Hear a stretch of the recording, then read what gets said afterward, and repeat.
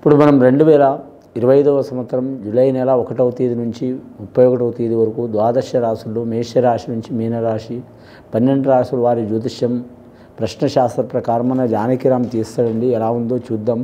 మొదటిగా మేషరాశి వారి జాతకం ప్రయత్న యోగం బలం చదువు విద్య ఉద్యోగం వ్యాపారం తరించిన కార్యం అనుకున్న కోరిక చేసే పనిది ఎలా ఉంది చూడు. జానకిరామ్ మేషరాశి వారి జాతకం ప్రయత్న ఎట్లా ఉంది, అనుకున్న కోరిక నమ్మిన పని చేసే పనిది, ఇల్లు జాగా భూమిది, చదువు విద్య ఉద్యోగం వ్యాపారంది, అనుకున్న కార్యంది, చేసే పనిది, ఫ్యూచర్ లైఫ్ది, అడవపడ్డ యోగంది, అనుగ్రహ యోగ బలంది, వాస్తు బలంది, సంతాన బలంది చూడు.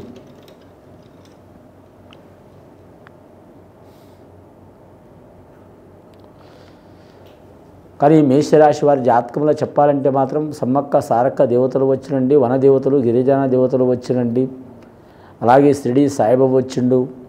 ముఖ్యంగా మేషరాశి వారి జాతకం చూడాలంటే మాత్రం చాలా వరకు ఇబ్బందికరమైన పరిస్థితి ఉందండి వారి పేరు మీద. అందే పని అందకుండా అయ్యే పని అవ్వకుండా అయ్యే అవకాశం ఉంది.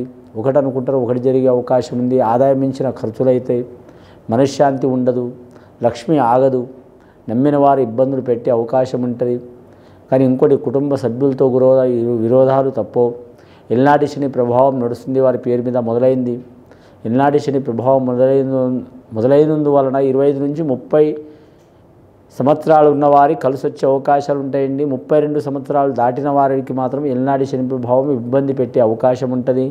వారి పుట్టిన గడియ టైం లక్ష్మిగళ యోగ బలం తల్లి కడుపు చాలా మంచిగా ఉంటే మాత్రం వారికి శని చాలా మంచి చేసే అవకాశం ఉందండి. గురుబలం ఉంది. వీరికి గురుబలం ఉన్నందువలన ఎంత ధనం వచ్చినా కానీ నిలకడగా ఉంటుంది. కానీ శని బలం ఉన్నందువలన మనశ్శాంతి ఉండదు. కానీ మాత్రం నీళ్ళున్న కాడ కప్పలు చేరుతాయి అన్నట్టు ధనమున్న కాడ మాత్రం వీరికి చాలామంది మాత్రం సన్నిహితులయ్యే అవకాశం ఉంది. శత్రువులు కూడా దగ్గర అయ్యే అవకాశం ఉంది. మిత్రులు కూడా దగ్గర అయ్యే అవకాశం ఉంది. ఇన్నాళ్ళు రాబంధులు లెక్క ఉన్న వాళ్ళు కూడా బంధులయ్యే అవకాశం ఉంది. కళ్యాణ విషయంలో కానీ లేదా ప్రేమ విషయంలో కానీ పర్సనల్ లైఫ్లో కానీ వారికి చాలా చిక్కులు చికాకులు జరిగే అవకాశాలు ఉన్నాయి. విద్యార్థులకు విద్య విషయంలో ఇబ్బందులు తప్పవు. అలాగే ఉద్యోగస్తులకు ఉద్యోగం విషయంలో మాత్రం ఇబ్బందులు తప్పవు. అలాగే వ్యాపారస్తులకు మాత్రం అనుకోని నష్టాలు జరిగే అవకాశాలు ఉన్నాయి. పాడి పరిశ్రమ రంగం వారికి ఇబ్బందులు తప్పవు. అలాగే రైతులకు కూడా చికాకులు తప్పవు. మొత్తం ఎల్నాటి శని ప్రభావం చాలా గడ్డు కాలం నడుస్తుందండి.